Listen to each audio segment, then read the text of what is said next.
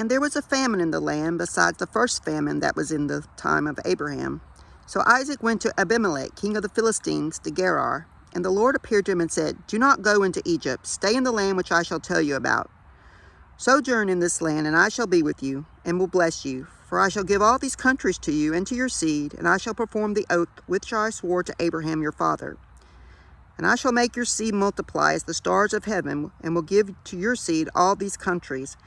And in your seed will all the nations of the earth be blessed, because Abraham obeyed my voice and kept my charge, my commandments, my statutes, and my Torahs," parentheses, teachings.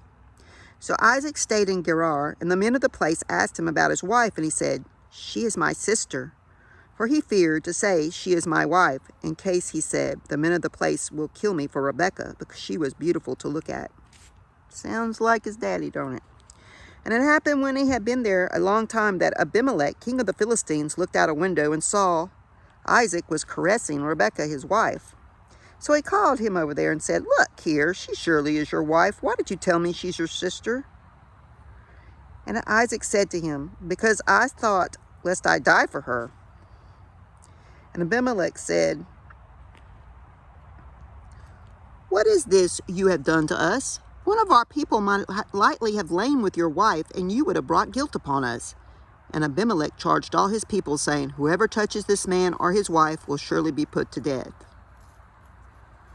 Then Isaac sowed in that land, and in the same year reaped 100-fold, and the Lord blessed him. And the man became great, and kept increasing, and grew until he was very great, for he owned flocks, herds, and numerous servants. And the Philistines envied him, for all the wells which his father's servants had dug in the days of Abraham his fathers, the Philistines had stopped them up with earth. So Abimelech said to Isaac, "Go from us, for you are much mightier than we." So Isaac left and pitched his tent in the valley of Gerar, and lived there, and dug wells of water again, which they had dug in the days of Abraham his father, because the Philistines had stopped them all up after his father died. So, and Isaac also called the wells by the name his father had given those wells. And they dug in the valley, and they found a well of flowing water there. And so the herdsmen of Gerar quarreled with Isaac's herdsmen, saying, "This water is ours." And he called the name of the well Esek, because they quarreled with him. And they dug another well and quarreled for that also, and he called the name of it Sitnah. So he left there and dug another well, and they did not argue for that, and he called it Rehoboth. And he said, "For now the Lord has made room for us, and we will be fruitful in the land."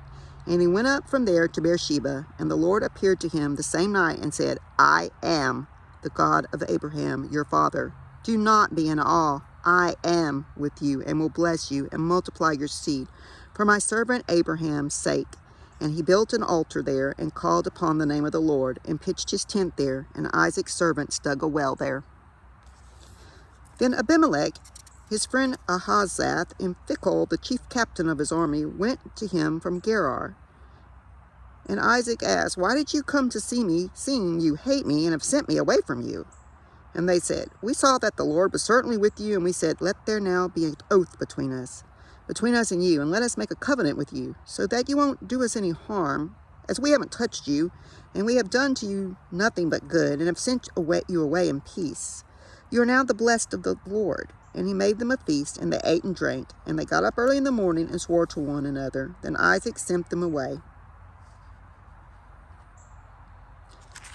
And they departed from him in peace. And it was the same day that Isaac's servants came and told him concerning the well which they had dug, and said to him, "We have found water." And he called it Sheba. Therefore the name of the city is Beersheba to this day.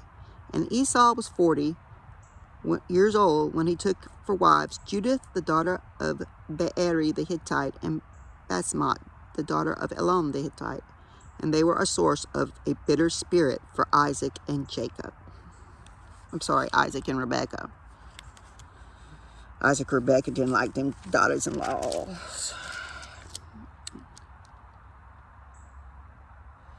So where it was saying that I am, do not be in awe, I am, this is a command. Do not even think about having fear. The I am is the purposeful Anohi.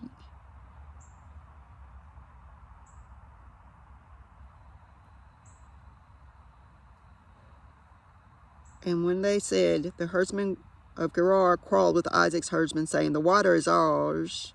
And he called the name of the well Esek, because they quarreled with him. Esek means quarrel, but the root meaning gives insight, to oppress or exploit.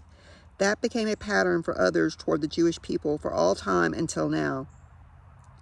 They said in verse 20 that the water belonged to them, implying that only the whole belonged to Isaac. Interesting.